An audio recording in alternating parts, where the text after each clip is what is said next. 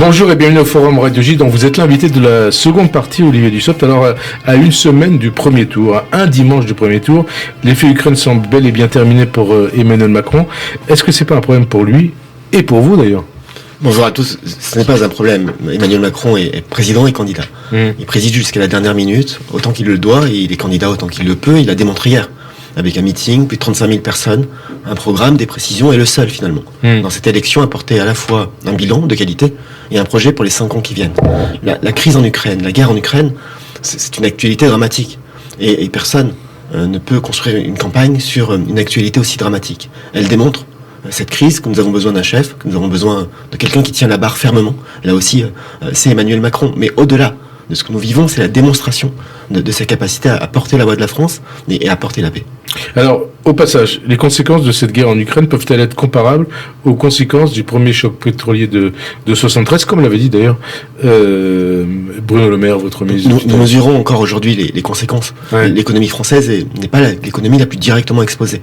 Nos échanges avec la Russie, avec l'Ukraine, ne représentent que moins de 2% des échanges internationaux de la France. Par contre, nous savons que nous avons une exposition indirecte, à la fois parce qu'il y a des fournitures de matières premières, notamment des métaux précieux. Il y a des fournitures de blé, non pas pour la France, mais pour le reste du monde. Et ça se traduit par une augmentation des cours. Et il y a évidemment la question de l'énergie, avec une augmentation des prix de l'énergie et des difficultés d'approvisionnement. Nous ne savons pas aujourd'hui dire si cette crise en Ukraine va représenter une perte de 1 point, de 1,5 point, de 0,5 point du PIB. Ce que nous savons... Il y aura une baisse du PIB, il y aura une baisse de la croissance, il y aura du chômage en plus. Aujourd'hui, nous avons une croissance qui est forte, c'est 7% pour 2021, c'est une prévision de croissance autour de 4% pour 2022, et avec un acquis de croissance, au dire de la Banque de France, qui est déjà à 2,8. Est-ce qu'une guerre sur le sol européen, avec une augmentation du coût de l'énergie, avec des difficultés d'approvisionnement, avec la glaciation économique de certaines relations, notamment avec la Russie, du fait des sanctions, tout ça, est-ce que ça peut ne pas avoir de conséquences? Ça serait mentir de dire qu'il y aura des conséquences. Il y aura des conséquences. Et il y a des conséquences. J'étais vendredi dans mon département, en Ardèche, auprès des agriculteurs. Ils ont des conséquences sur l'augmentation du prix des aliments pour les élevages. Et nous les aidons. Ils s'en félicitent d'ailleurs. Mais il y a des conséquences. Aujourd'hui, il est encore un peu tôt pour en mesurer l'ampleur, et ça dépend aussi de la durée du conflit. Donc 2,8% d'acquis de croissance. Est-ce que ça veut dire que, et vous misiez sur à peu près 4,5% de croissance en 2022, ça sera inférieur? Peut-être que ça sera inférieur, mais largement inférieur. Pour le dire, je ne crois pas. Je ne crois pas. Nous avons la chance d'avoir une économie qui est extrêmement résiliente. Donc ça veut dire quoi? Je vous le disais à l'instant. Quand on est au-dessus de 3, quand il est trop tôt pour faire une prévision, on ne fait pas de prévision. Et on attend d'avoir des éléments qui soient justes, qui soient précis, pour pouvoir nous prononcer. Il peut y avoir des conséquences sur l'emploi, sur le chômage? Je ne crois pas. Le chômage continue à baisser. Nous avons le taux d'emploi le plus élevé et nous avons beaucoup d'investissements. L'inflation qui est plus forte que prévu. Est-ce qu'elle peut être encore plus forte d'ici la fin de l'année? Je ne sais pas le dire à ce stade. Elle était à plus de 4%. Ouais. Ce que je sais, c'est qu'elle est beaucoup moins forte que dans tous les autres pays. Dans les autres pays, par exemple en Allemagne, si je ne me trompe pas, c'est plus de 7%. C'est plus de 7. En Allemagne, en Espagne, pardon, c'est autour de 9%. Nous sommes entre 4 et 4,5. Pourquoi cette différence? Parce que nous avons pris des dispositions, le bouclier tarifaire, pour plafonner l'augmentation du prix de l'électricité à 4%, pour plafonner le prix du gaz au même niveau que celui du mois d'octobre, pour aider les entreprises qui consomment beaucoup d'énergie. Tout ça, ça n'est pas rien. Ça représente entre 26 et 28 milliards d'euros. Ça coûte cher, ça peut pas durer éternellement. C'est une réalité, 26 à 28 milliards d'euros. Nous sommes le seul pays européen à faire cela. Si nous n'avions pas fait cela, la facture d'électricité des ménages français aurait été multipliée par 1,5 mais ça accroît en février, ça accroît les déficits. Nous avons des recettes qui sont plus importantes que prévues grâce à la reprise. Et donc nous travaillons, nous avançons dans une forme d'incertitude. Mais une crise comme celle que nous vivons ne peut générer que de l'incertitude. Est-ce qu'il faut considérer que les importations de gaz russe en France et accessoirement en Allemagne, c'est terminé, c'est bel et bien terminé? Est-ce qu'il n'y aura pas d'accord avec Poutine qui veut que son gaz soit payé en roubles? Nous avons dit, Bruno Le Maire s'est exprimé, que exiger le paiement en roubles était une rupture de contrat. Nous avons en France besoin aujourd'hui du pétrole comme du gaz russe. Nous en avons moins besoin que les autres pays européens.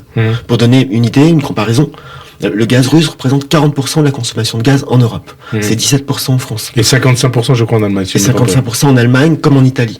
Et donc il y a une forme de dépendance à ces énergies. Le chef de l'État, Emmanuel Macron, quand il a réuni le Conseil européen, il y a maintenant quelques jours, a fait acter des décisions, et notamment la perspective d'être moins dépendant, voire d'être indépendant de ces énergies-là.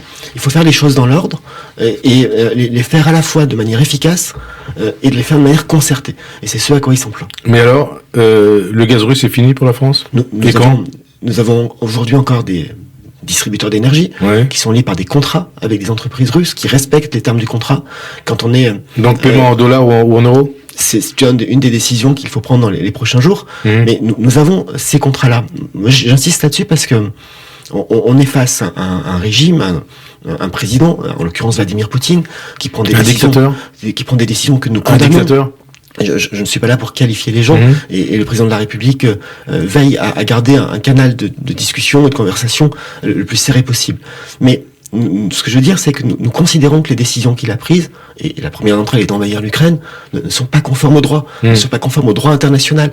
Face à cela, l'honneur de la France, l'honneur de l'Europe, c'est aussi de respecter l'état de droit, et les contrats en font partie. Alors la baisse de 18 centimes du litre d'essence à la pompe, gasoil et essence, est prévue jusqu'au 1er août. En cas de réélection d'Emmanuel Macron, est-ce que le prolongement de cette mesure est envisageable ?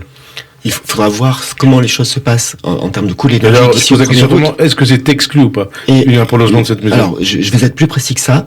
Nous avons dit avec le Premier ministre que nous prenions cette mesure de remise de 18 centimes à la pompe, c'est 15 centimes hors taxe, donc 18 centimes TTC, immédiatement, c'est-à-dire depuis le 1er avril jusqu'au 31 juillet, parce que c'est la mesure la plus rapide à être mise en œuvre. Et nous avons dit aussi que nous travaillons sur une mesure plus structurelle pour les ménages, notamment les ménages les plus modestes, et ce qu'on appelle les gros rouleurs. L'objectif est que si les coûts restent élevés, cette nouvelle mesure puisse prendre le relais. Mais une mesure comme celle-ci, ça prend du temps. Ça prend du temps parce que vous ne pouvez pas changer les règles du jeu en claquant des doigts.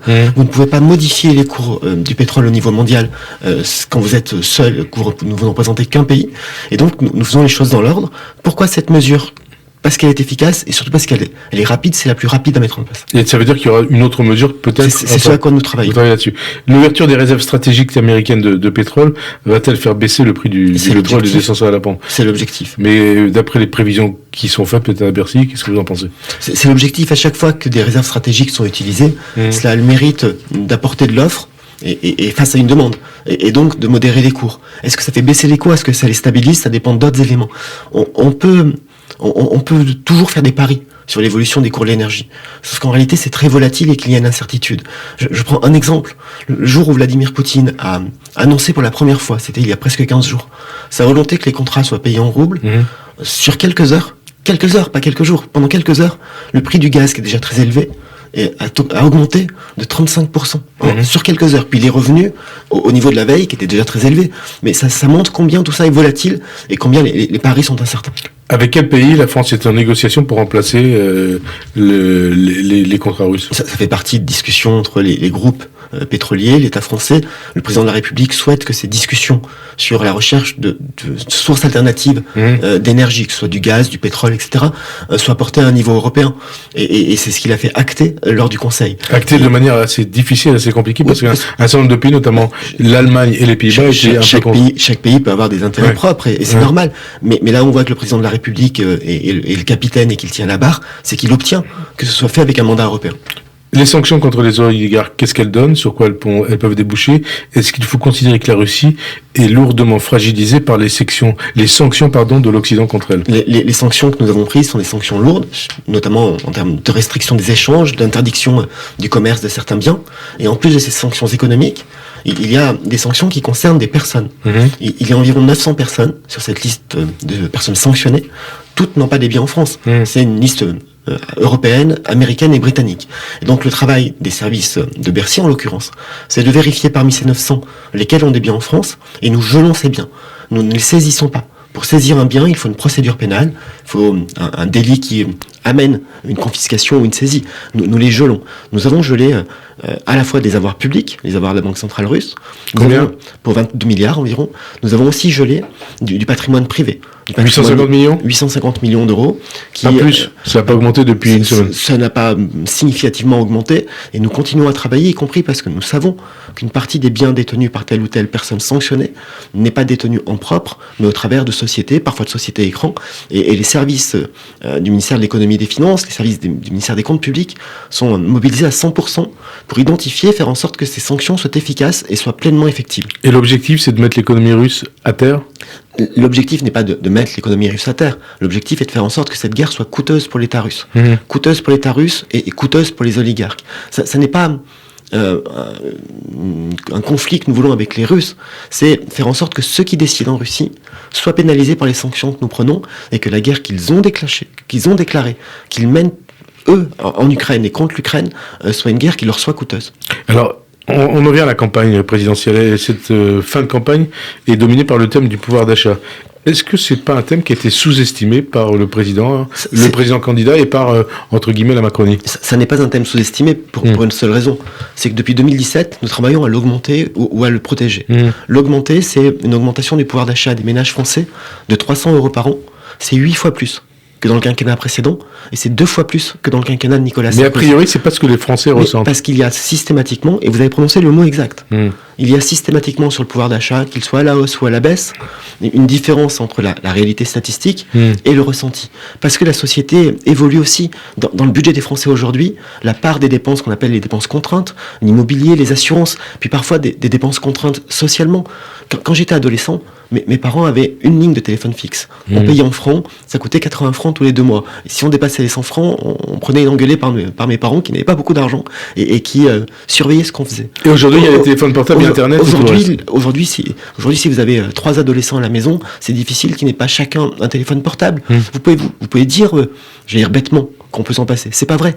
Et donc, il y a des dépenses contraintes. Donc, nous, le pouvoir d'achat, nous l'avons conforté, nous l'avons augmenté. C'est la prime d'activité au niveau du SMIC à 100 €, c'est la baisse des cotisations, c'est la défiscalisation des heures supplémentaires, c'est l'augmentation des minima sociaux, c'est la prime Macron que nous avons reconduite pendant 3 années consécutives et que nous voulons tripler à partir de l'année prochaine. Tout ça va dans le bon sens, à tel point que... Donc ça veut dire que ça passerait à 6 000 €. À tel point que pendant la crise, en 2020, lorsque l'économie s'arrête, l'activité partielle permet de garantir le revenu des travailleurs concernés. Et en 2020, dans une période où nous avons perdu 8% de la richesse nationale, le pouvoir d'achat des ménages a augmenté de 0,4%. C'est pas beaucoup, mais normalement, lorsqu'on perd des richesses, on perd du pouvoir d'achat. Et donc, nous l'avons protégé en 2020 et nous l'avons fait systématiquement augmenter les autres années. Et pourtant, il y a 2 critiques. Les uns disent... ce thème du pouvoir d'achat est un piège pour le candidat Macron, et d'autres, ou les mêmes, qui critiquent le programme du président Macron qui ne serait pas assez attractif. Le programme du président, c'est un programme qui permet de tripler la prime d'activité. C'est un programme qui permet encore et toujours de revaloriser les revenus du travail. C'est un programme qui envisage une retraite minimale à 1 100 €, alors qu'aujourd'hui nous avons 25 à 30% des retraités qui vivent avec moins de 1 000 €. Eh bien, nous le répétons et nous essayons de les convaincre. Moi, je pense à tous nos militants, à tous nos engagés qui sont sur le terrain et qui font pas une campagne contre tel ou tel, qui font une campagne pour le président, pour son projet. C'est aussi ça la marque de fabrique de cette campagne d'Emmanuel Macron, comme en 2017. C'est ce qu'il a fait hier. On ne siffle pas les opposants, on ne siffle pas les adversaires. On défend un projet et on défend un programme. Alors, la retraite à 65 ans, on ne peut pas dire que ça fasse un tabac. Pas plus que la réforme du RSA. Est-ce que ce sont 2 bonnes pistes ? C'est d'abord la preuve du courage et du fait que Emmanuel Macron il fait confiance dans la capacité des Français à entendre et à comprendre. Aujourd'hui, sur la retraite, ceux qui vous disent qu'on fait la retraite à 60 ans et que tout va bien, mentent. Ceux qui vous disent qu'on peut continuer sans rien changer, mentent aussi parce qu'il y a 10 milliards d'euros de déficit. Avec la réforme proposée par Emmanuel Macron, cette réforme permet d'avoir les moyens de garantir l'équilibre du système, c'est important pour qu'il soit durable, permet d'avoir les moyens de mieux prendre en compte la pénibilité, d'effacer les inégalités, notamment pour les polypensionnés, de remonter le niveau de retraite, à la fois pour les nouveaux retraités, mais aussi pour tous les retraités, à 1 100 € par mois, ce qui est évidemment beaucoup mieux que ce que nous connaissons aujourd'hui. Et donc ça permet de faire les deux. Aujourd'hui, si vous faites une réforme à minima, et que vous avez de quoi uniquement garantir l'équilibre financier du système. Minima, ça serait quoi ? C'est 1 an et demi, 2 ans de cotisation en plus. Mais si vous faites cela... Sans bouger la date de départ à la retraite. Si, même si vous le mettez à 64 ans. Si vous faites cela, Vous avez les moyens d'équilibrer économiquement le système, mais vous ne corrigez pas les inégalités, donc ça veut dire que c'est injuste. Si vous le faites, si vous faites ça, vous avez aussi les moyens de corriger les inégalités, mais si vous n'équilibrez pas le système, c'est inefficace et c'est irresponsable. Avec la réforme d'Emmanuel Macron, vous équilibrez le système et vous l'améliorez en corrigeant les injustices. Alors vous qui venez du Parti Socialiste, qu'est-ce que vous répondez aux dirigeants du PS, ou ce qu'il en reste, et aux militants du PS, aux électeurs du PS qui disent cette réforme, on n'en veut pas? Ce sont les mêmes qui ont voté la réforme il y a quelques années, qui augmentent sur 10 ans la durée minimale de cotisation. Et quand on sait qu'on rentre dans Donc la réforme Touraine. La réforme qui était portée par Marisol Touraine et qui était portée courageusement par Marisol. Et qui maintenant soutient Emmanuel Macron. Et elle a raison. Et cette réforme est une réforme qui évidemment laissait un âge de départ à la retraite à 62 ans, mais en augmentant la durée de cotisation minimale, ce qui est quand même particulièrement hypocrite dans la mesure où plus on rentre tard dans le marché du travail, plus on a besoin de travailler longtemps. Vous l'avez accepté. Mais bien sûr, comme l'ensemble de la majorité, comme ceux qui critiquent la réforme du président aujourd'hui. Et cette réforme obligeait les gens à travailler plus tard, sauf à avoir une décote absolument inacceptable pour les obliger à rester au travail au-delà de l'âge légal. Qu'ils arrêtent. Je le dis je pense aux militants, je pense aux électeurs sociodémocrates. Ils ne se reconnaissent évidemment pas dans un score à 2%. La social-démocratie... Donc le score de Anne Hidalgo. La social-démocratie, ça n'est pas 2% en France.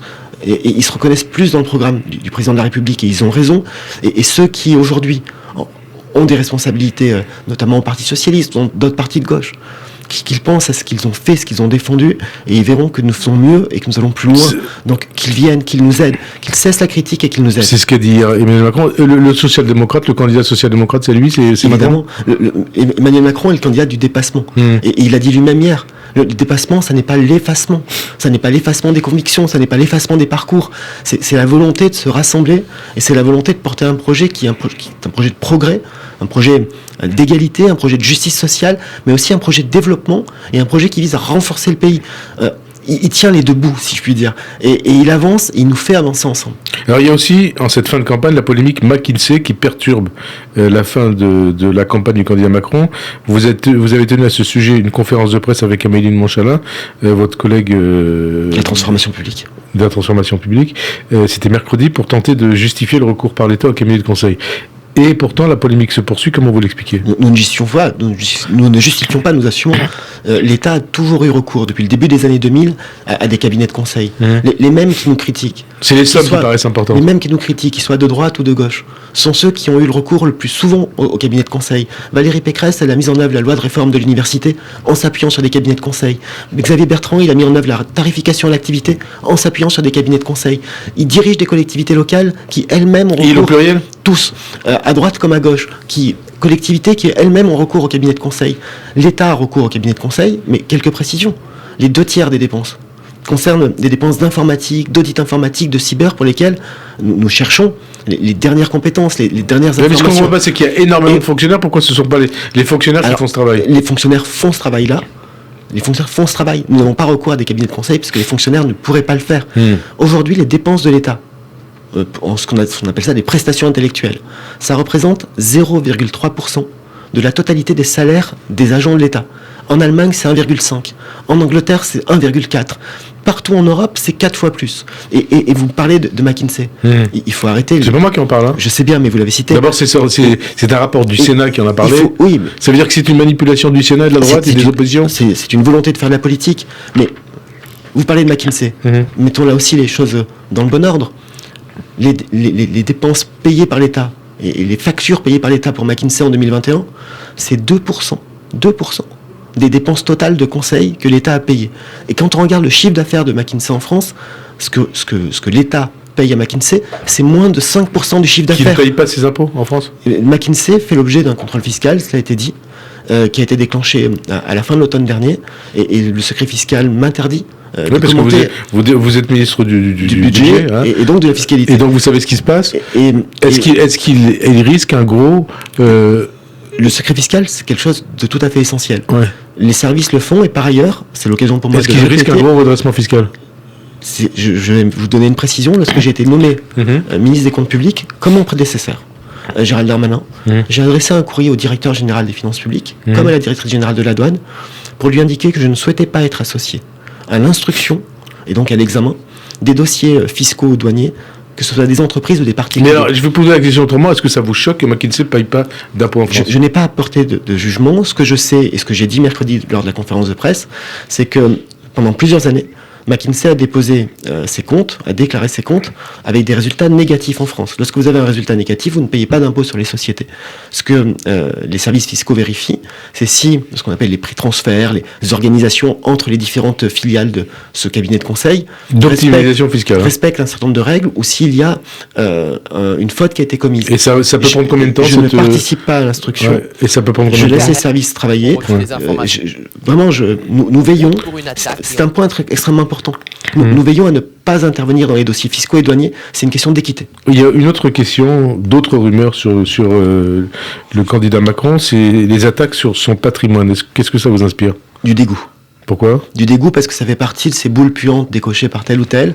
J'ai lu quelques papiers de gens ayant écrit je ne sais quel bouquin qui expliquent que peut-être il serait, mais qui disent aussi je ne sais pas où. Ou peut-être qu'il aura un compte aux Bahamas ou je sais quoi. Hein ? Emmanuel Macron, c'est le président de la République qui a proposé, fait voter par le Parlement dès son élection, une loi sur la confiance dans la vie publique qui a élargi au président de la République le contrôle de la haute autorité. Tout ce qu'il a déclaré, toutes les formalités auxquelles il s'est prêté, c'est parce qu'il a souhaité être concerné, et la haute autorité a tout validé. La banque Rothschild, qui est mise en cause, a communiqué pour démentir tout cela. Et d'ailleurs, on a vu ce hashtag Rothschild Gate. Qu'est-ce que ça vous inspire ? Ça m'inspire tout simplement que l'antisémitisme n'est jamais loin en la matière. Et là, on fait preuve d'antisémitisme vis-à-vis d'Emmanuel Macron ? C'est déjà arrivé, y compris parce qu'il a travaillé pour cet établissement bancaire. Mais très franchement, je ne veux pas perdre de temps là-dessus. Ouais. Tout ça, c'est... Pardon, mais j'allais dire quelque chose... Parce que c'est Zemmour, d'ailleurs, pas entre autres, qui a utilisé ce hashtag Rothschild. Ça ne m'étonne pas, c'est assez conforme à sa campagne. Pardon, parce que c'est très, très vulgaire, mais tout ça, c'est bullshit, comme on dit parfois. Bullshit. Pourquoi les Français devraient faire confiance 50 plus à Emmanuel Macron ? Est-ce juste de dire aussi que la fin de campagne du président candidat Macron, pourtant grand favori du premier tour, inquiète nombre de ses soutiens dans la perspective du second tour ? Il faut rien lâcher. Et quand on fait campagne, il faut aller chercher chaque voix jusqu'à la dernière seconde. Rien n'est jamais écrit. Et les Français détestent qu'on écrive l'histoire. Quand vous voyez les sondages 53-47 pour Emmanuel Macron... Et ça veut dire qu'il faut mobiliser. Et ça veut dire que Marine Le Pen peut gagner ?